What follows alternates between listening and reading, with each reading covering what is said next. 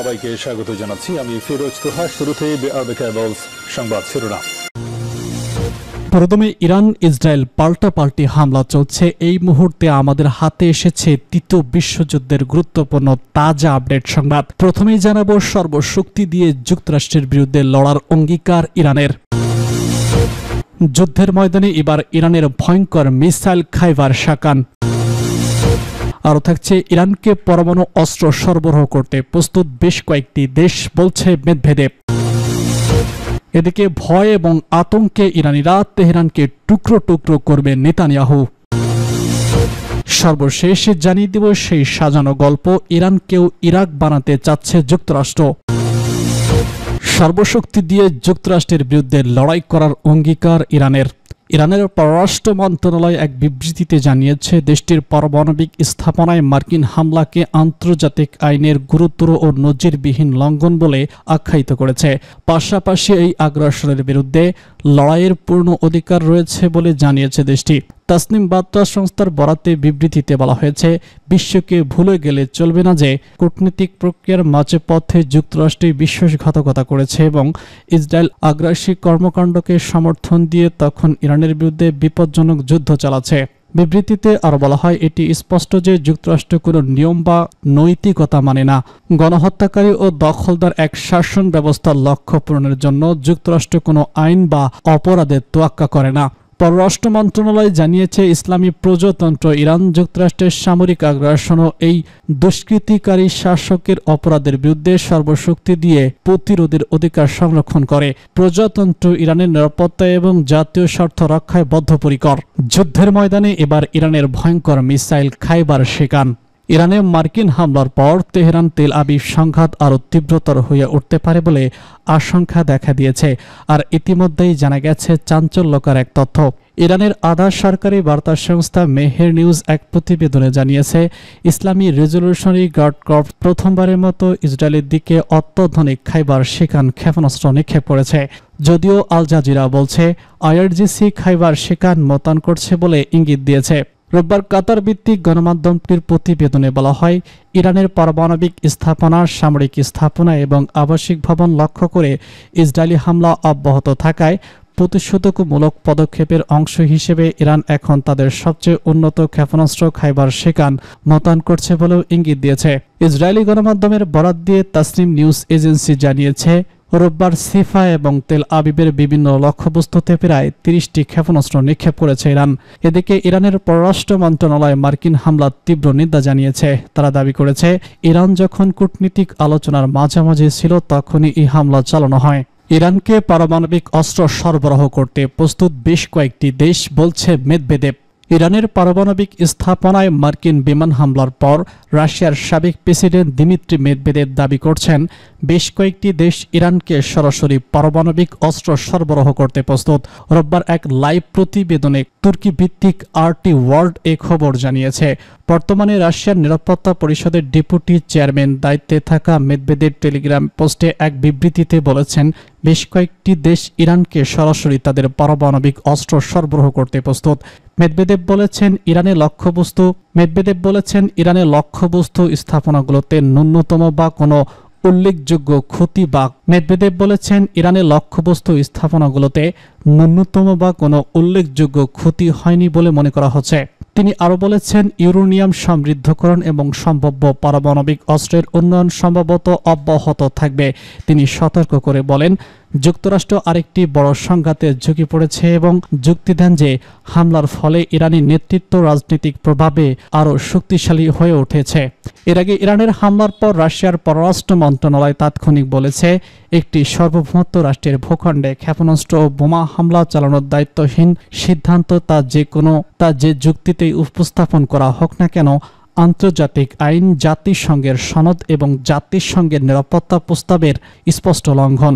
প্রসঙ্গত, আজ ভোরে যুক্তরাষ্ট্র B-2 স্টেলথ বিমান দিয়ে ইরানের 3টি পারমাণবিক স্থাপনার উপর ভারী বোমা হামলা চালায়। এরপর মার্কিন প্রেসিডেন্ট ডোনাল্ড ট্রাম্প ঘোষণা করেন, যুক্তরাষ্ট্রের বিমান বাহিনী ইরানের 3টি পারমাণবিক স্থাপনায় সফল আক্রমণ চালিয়েছে। আশঙ্কায় ইরানিরা তেহরানকে টুকরো টুকরো করবেন নেতানিয়াহু। টানা 10 দিন ধরে ইরান এবং ইসরায়েলের মধ্যে পাল্টাপাল্টি হামলা চলেছে। এরই মধ্যে এই যুদ্ধে ইসরায়েলের সঙ্গে যোগ দিয়েছে যুক্তরাষ্ট্র। দেশটির প্রেসিডেন্ট ডোনাল্ড ট্রাম্প নিশ্চিত করেছেন, ইরানের 3টি পারমাণবিক স্থাপনায় হামলা চালিয়েছে মার্কিন বাহিনী। এমন পরিস্থিতিতে ইরানিরা শঙ্কায় দিন পার করছেন। কাতারের জাস্টান বিশ্ববিদ্যালয়ের গভর্নমেন্ট বিভাগের অধ্যাপক তেহরান কামারাবা আল জাজিরাকে বলেছেন, ইরানের জনগণ আশঙ্কা করছে যে ইসরায়েলের লক্ষ্য তেহরানের পারমাণবিক ও ক্ষেপণাস্ত্র কর্মসূচি ধ্বংস করার ঘোষণার লক্ষ্যের চেয়ে অনেক বেশি বিস্তৃত। তিনি বলেছেন, বহু ইরানি বিশ্বাস করেন যে ইসরায়েলের শেষ লক্ষ্য হল ইরানকে লিবিয়া, ইরাক এবং আফগানিস্তানে পরিণত করা, আর তাই ইরানকে টুকরো টুকরো করার কথাই নেতানিয়াহু মনে আছে, অত্যন্ত তেহরানের ক্ষেত্রে। তাই ইরানিদের ক্ষেত্রে আত্মসমর্পণ কোনো অপশন নয়, কারণ তারা এটিকে শুধু সরকারি পরিবর্তন হিসেবে দেখবে না, বরং দেশের ভাঙন হিসেবেও দেখবে বলে জানা গেছে। আল জাজিরা তিনি আরও বলেছেন, ইতিমধ্যে ইরানের বিভিন্ন সংখ্যালঘু গোষ্ঠীকে নিরাপত্তা গ্যারান্টি দেওয়ার জন্য জেরুজালেমে আলোচনা হচ্ছে। এসব সংখ্যালঘু সম্প্রদায়ের মধ্যে রয়েছে। এদিকে সর্বশেষ ইরানে ফের ক্ষেপণাস্ত্র হামলা চালিয়েছে ইসরায়েলি বাহিনী। ইসরায়েল দাবি করছে তারা ইরানের সামরিক স্থাপনা লক্ষ্য করে এই হামলা চালাচ্ছে এবং হামলা অব্যাহত থাকবে। সেই সাজানো গল্প ইরানকেও ইরাক বানাতে চাচ্ছে যুক্তরাষ্ট্র। 22 বছর আগে ইরাক আক্রমণের আগে দেশটির হাতে গণবিধ্বংসী অস্ত্র থাকার ধারণা এবং সেই অস্ত্র মানব অস্তিত্বের জন্য হুমকি হতে পারে এমন বয়ান তৈরি করেছিল যুক্তরাষ্ট্র সহ পশ্চিমা মিত্রদের পক্ষ থেকে।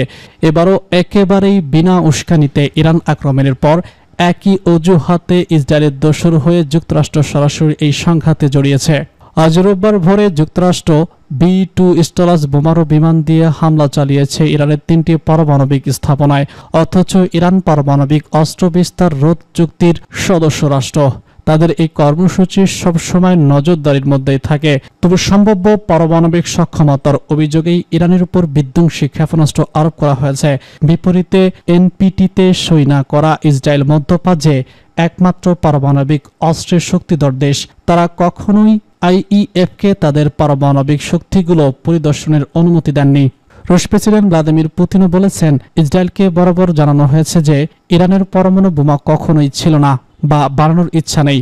একই কথা মার্কিন জাতীয় নিরাপত্তার পরিচালক তুলসী গাব্বার্ড প্রেসিডেন্ট ডোনাল্ড ট্রাম্পকে জানালে তুলসী ভুল জানেন বলে মন্তব্য করেন। এদিকে গতকাল ইরানি গণমাধ্যম the time of Israel the new York Times এর বরাতে দিয়ে জানিয়েছে, মোসাদ বলছে ইরান 15 দিনের মধ্যে পরমাণু বোমা বানাতে সক্ষম, আর মার্কিন সংস্থাগুলো বলছে অত্যন্ত 1 বছর সময় লাগবে।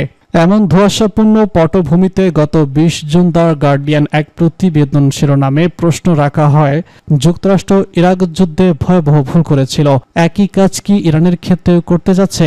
প্রতিবেদনে আরো বলা হয়, প্রায় 20 বছর আগে যখন মার্কিন কর্মকর্তারা ইরাক আক্রমণ করা উচিত হবে কিনা তা নিয়ে আলোচনা করেছিলেন, তখন তাদের মনে একটাই প্রশ্ন উঠেছিল, সাদ্দাম হোসেনের হাতে কি গণবিধ্বংসী অস্ত্র আছে?